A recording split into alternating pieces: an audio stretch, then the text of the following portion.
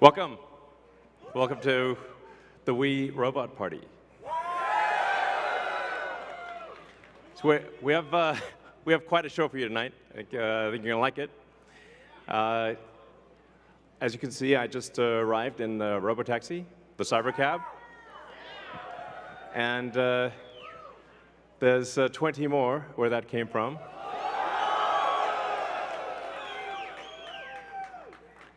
So they've been traveling. There's no people in them, as you can see. The car's just going by with no people.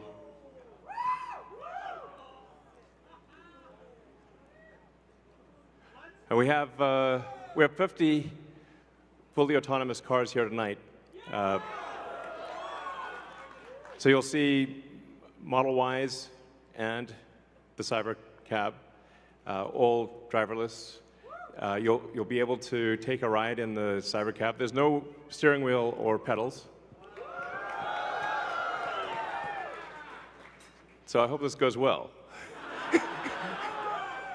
I think the cost of autonomous transport will be so low that you can think of it like individualized mass transit.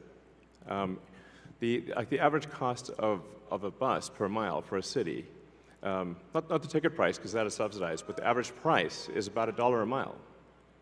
Whereas the cost of Cybercab, we think probably over time, from the operating cost is probably going to be around 20 cents a mile. And price, including taxes and everything else, probably ends up being 30 or 40 cents a mile. So yes, and you will be able to buy one.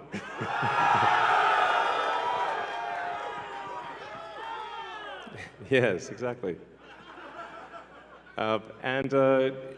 We expect the cost to be below $30,000.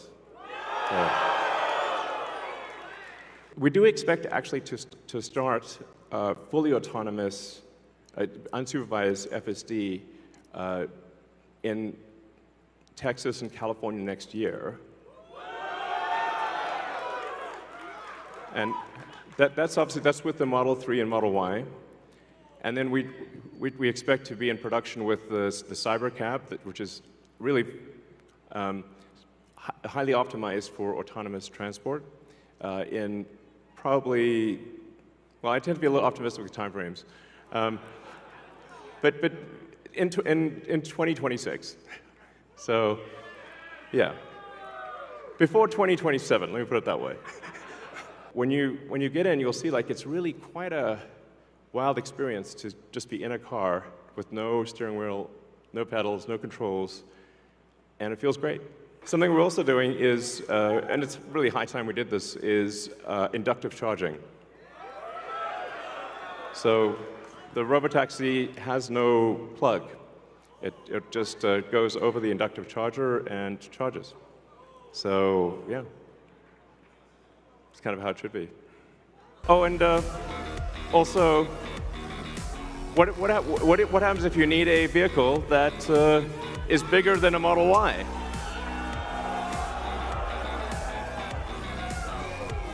The Robovan. The Robovan is we're going to make this, and it's going to look like that. Now, can you imagine going down the streets and you see this coming towards you? That'd be sick.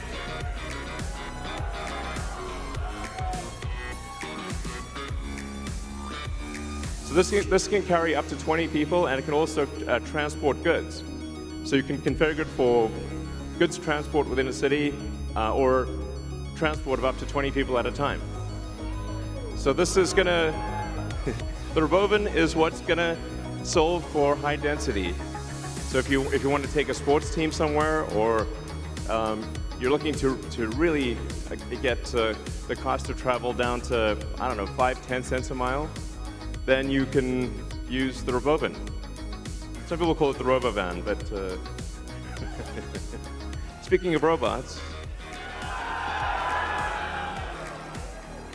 so everything we've developed for our cars, the batteries, power electronics, the advanced motors, gearboxes, the software, the AI inference computer, it all actually applies to a humanoid robot. So the same techniques it's just a robot with arms and legs instead of a robot with wheels. And we've made a lot of progress with Optimus. And as you can see, we started up with someone in a robot suit, sort of down, and then we've progressed dramatically year after year. So if you extrapolate this, you're really going to have something spectacular, something that anyone could own. So you could have your own personal R2-D2 C-3PO. And I think at scale, this would cost something like, I don't know, $20,000, $30,000. Probably less than a car, is my prediction, long term. Now, it'll take us a minute to get to the long term, but